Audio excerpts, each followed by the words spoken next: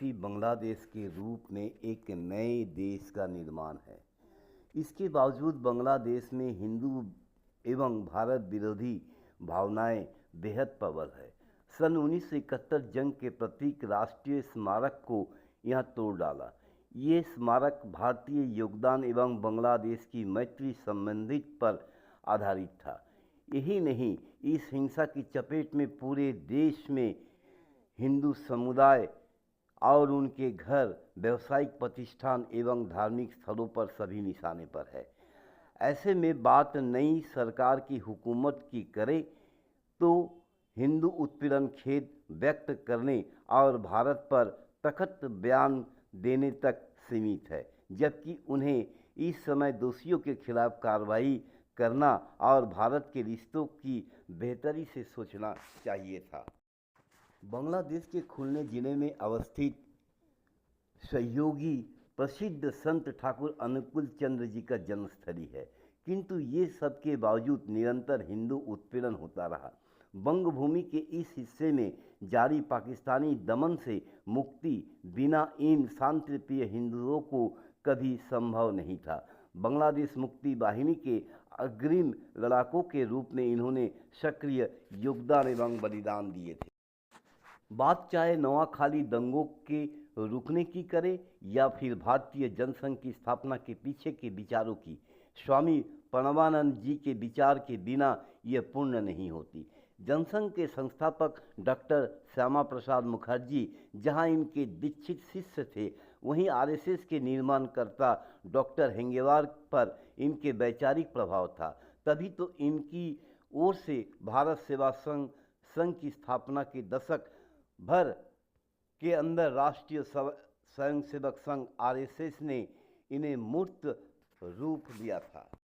बंग भूमि के हिस्से सांस्कृतिक आध्यात्मिक दृष्टि से इतना प्रभावी रहा कि इसके कई युगांतरकारी आत्मधात्मिक आंदोलन और श्रेष्ठ हिंदू मुनियों के जन्म हुआ था।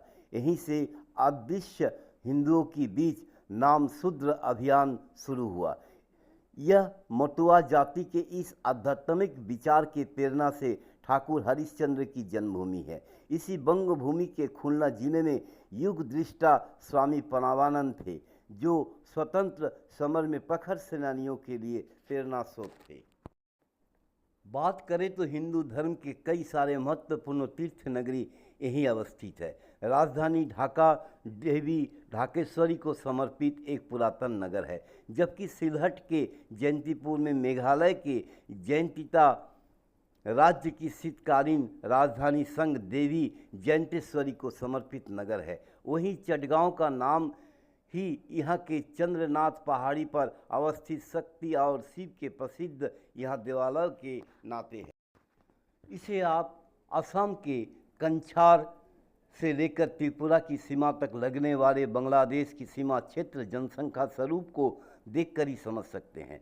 यहाँ का चटगांव क्षेत्र में सदैव ही हिंदू बाहुल्य रहा, जबकि सिलहट के पूरे क्षेत्र में कभी मेघालय के जयंतिता हिंदू राजा तो कभी आसाम ओहम हिंदू शासक के राज्य का भाग रहा। इसके अलावा ब्रिटिश शासनकाल में इस क्षेत्र में भूमि प्रबंधन का काम हिंदू जमींदार के हाथ में रहा। दरअसल बांग्लादेश में जहां सन 1947 तक 40% से कहीं अधिक हिंदू जनसंख्या निवास कर रही थी, यहाँ के 65 जिलों में हिंदू आबादी निवास करती है। इन कारणों की विचार करें तो वर्तमान का बांग्लादेश जिस भूमि पर अवस्थित है, वो अतीत के कई भारतीय राजवाड़ों की भूमि से निकल बना है। इसके अलावा असम ओहम मेघालय के जयंतिता और त्रिपुरा की त्रिपुरी हिंदू राजशाही का भी कुछ हिस्सा रहा। भारतीय इतिहास के सर्वाधिक कालिमा पूर्ण दिवसों में से एक 14 अगस्त है। अगर बांग्लादेश के हालिया घटनाक्रमों में नज़र डालें तो ये बात बिल्कुल स्पष्ट हो जाती है कि एक दुखान घटनाक्रम में 1947 में 14 अगस्त को मजहब के नाम पर एक मुल्क निर्माण किया गया था, जिसका आधार ही घृणा, वैष्णवता और मजहबी के मध्यांतर था। तब ये बड़ी आबादी को इस दौरान उजड़ना पड़ा। बहुसंख्यक मुसलमान जहां स्वेच्छा से अपने मुल्क के लिए निकले थे, वहीं पूर्व बंगाल के हिंदुओं के लिए मुश्किल भरा रहा। बांग्लादेश के इस अराजकता के पीछे जमात एक मुस्लिम इस्लाम बांग्लादेश का हाथ है। यहाँ इसके छात्र संगठन शिविरों के आंदोलन से नाते तख्ता पलट हुआ। वही नहीं, सरकार के पीछे प्रतिनिधित्व भी। देश के सुदूरवर्ती गांव में जमात के मौलविया के लाउड स्पीकर से घोषणा के नाते हिंदुओं पर हमले हो रहे हैं। वहीं बांग्लादेश के शासन सुरक्षा बल सर्वत्र नदारद। एक लोकतांत्रिक सरकार के तख्ता पलट उपरंत बनी इस सरकार के गृह मंत्रालय की जिम्मेदारी संभाल रहे जनरल एम सखावत हुसैन के बयानों तो और भी बेतुके हैं। इनके अनुसार बांग्लादेश मसले पर भारत अपनी लोकतांत्रिक छवि खराब कर रहा है। इस सब के बीच में प्रधानमंत्री मोहम्मद यूनुस से लेकर जमात के प्रमुख तक देवी ढाकेश्वरी मंदिर जाकर आंख में धूल झोंक रहे हैं। आज बांग्लादेश से समाचार पत्र के माध्यम से विभिन्न सूचनाएं जानी जा रही है। सच तो ये है कि आज हिंदुओं के प्रति बांग्लादेश में जितनी भी दुर्घटना हो रही है वो काबिले निंदनीय है। समय दर्शन से सुबीर कुमार की रिपोर्ट।